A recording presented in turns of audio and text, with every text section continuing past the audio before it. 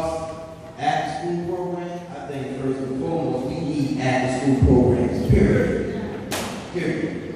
So, I mean, we have one in this community, but it's not big enough for all our kids. This community has over 2,000 kids, and it's an after-school program that can fit maybe 30 children. So, you know, who you serve? So, that's our community, our problem. More after-school programs. Trying to get the youth in there. How you feel about police in the community?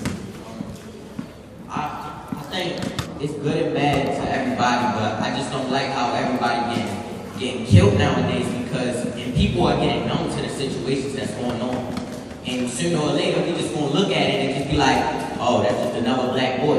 But every life matters, you know what I mean? Like everybody that's dying right now matters. That was a life, that was a person who brought something to this world. So I feel as though that police officers shouldn't throw everything out of proportion all the time. Because not everything is a shooting matter. Like, you don't have to always shoot all the time. It's not always that. Like, you should get to know the community and get to know people in the community. Like, I used to always look up to like the Black Panthers. Why can't we have a political party like that in our community? Like, why can't we have someone like that?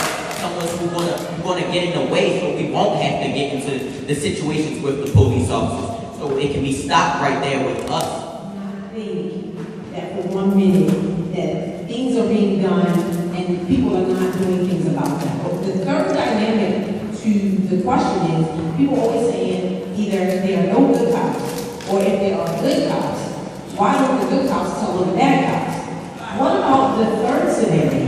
What about if I'm a good cop, how many bad cops do you think are going to do bad things in front of this good cop? Nobody ever presents that. So you can't say that there are no good cops. Do you understand what I'm saying to you? That if I walk and stand on my merits, I'm this way all the time. Do you understand? And she will attest to it. I am consistent. And it doesn't matter who is in my midst.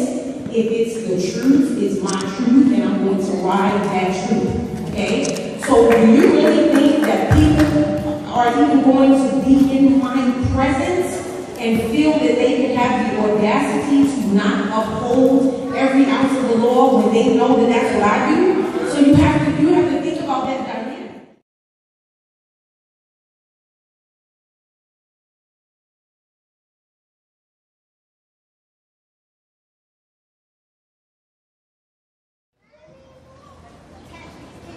What's happening is all these politicians, and they all get paid, but they forget because their children don't go to public school.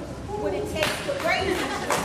All these politicians, their children should be dated for the Florida City Public School, and they should have to live here. Because if your child live here and has to go there, you would do better for it. But if your child do not live here, but you're a mayor and your child goes to a private school, no, you don't know what it takes to raise no children. And no, you can't understand why we don't want jails, but we want rats, why we want better schools and not jails, and why we want our schools to be better than our jails, why we want our children to actually great kids, good teachers. But instead you put all your A teachers in the school like sick, high, and then you give what's left to your other students. Tell me how a C teacher will make an A student. That's not happening. Tell me how that's going to happen. So then you get it out of the parents, whether it's all at home. So guess what? Let's give these parents a hand clap because he or he knows they couldn't do it. So we send them to the school where they don't have to share. So then what you take and do, you give up these C teachers that you knew he or she wasn't equipped to do that. And you send the good teachers to the good school.